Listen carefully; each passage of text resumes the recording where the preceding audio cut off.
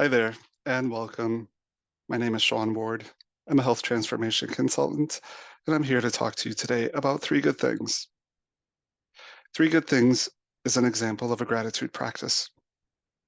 We know that a sustained gratitude practice improves our mental and physical health, as well as our overall well being. We also know that for many people, the interest and the intentions are there, but the specific guidance about starting and keeping a gratitude practice is likely what's missing. So, in this webinar, I plan to offer specific and practical advice on how you can take the idea of a gratitude practice and move it from theory to reality by journaling three good things every day. The objectives for this webinar are as follows: to point out the benefits of a gratitude practice, to offer suggestions on how to get started, to provide some guidance for your effort, and to share some example questions that might inspire you. Benefits of a sustained gratitude practice are clear. Gratitude reduces both anxiety and depression symptoms. People who practice gratitude find themselves in a better mood overall.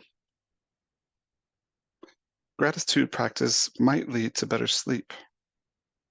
And we know that the three major causes for insomnia are heightened stress, anxiety, and depression.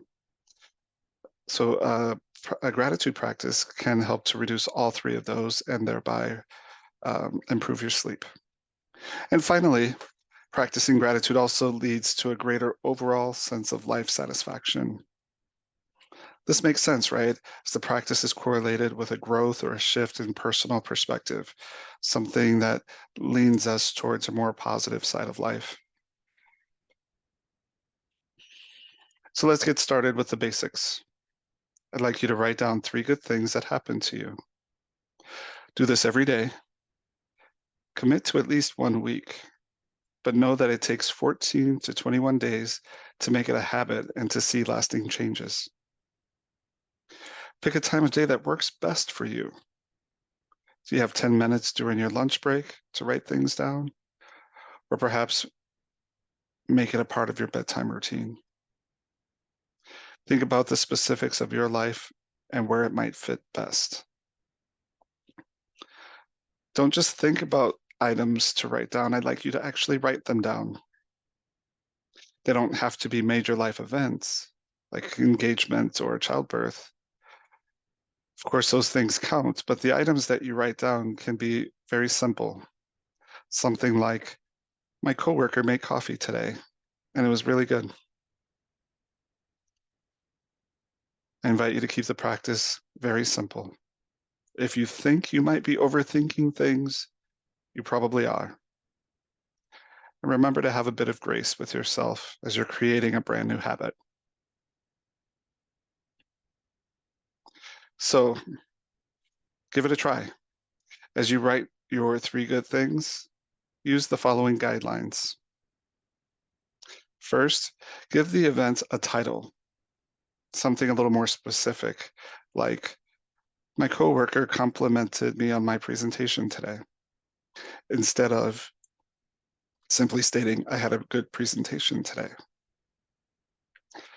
I'd like you to write down exactly what happened in as much detail as possible. Include what you did or said, and if others were involved, what they did or said.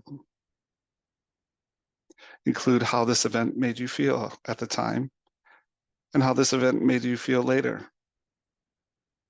And even now, as you're thinking about it, how does it make you feel? Explain what you think caused the event, why it came to pass, what led up to it. Use whatever writing style you please, and don't worry about being perfect with your grammar or spelling. I'd like you to focus on details. If you find yourself focusing on the negative feelings, I'd like you to pause, take a breath, and refocus your mind on the good of the event and the positive feelings that came with it. This can take a little bit of practice, but it gets easier over time and can make a real difference in how you feel. Starting can be a struggle. This is the kind of practice that's meant to bring about a felt experience that encourages you to do more of the practice. Here are some sample questions you can ask yourself to help tune into the subtleties of your own feelings. What's one way you made the most meaningful use of your time today? What one good thing happened at work or at school or at home? What's one useful support you had from your relationship today? What's one good act of generosity or kindness you did today? And finally, what one thing brought a smile to your heart today? So, for example, you felt love when someone checked in to find out how you were doing, or someone showed you a token of appreciation at work.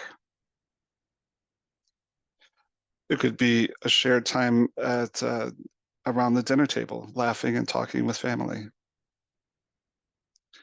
Again, look at the specifics of your life, explore your possibilities, and really be curious about what makes you feel good. If at this point you're still on the fence, let me just say it's worth giving it a try. The majority of us are not nearly as good at dwelling on the good events as we are at analyzing the bad events. Changing this dynamic will take time, effort, patience, and the results will vary from one person to the next. It's been said, though, that doing this practice for 1 week can make you 2% happier. Imagine what could happen if you did it for 21 days or even longer. Ultimately, we all experience some measure of personal gratification when we practice self care, whether it's feeling better or simply learning something about ourselves. Not only are our efforts worth it, each one of us deserves a shot at greater degree of everyday happiness. And on that note, I'd like to thank you for taking the time to view this webinar, and I wish you best of luck.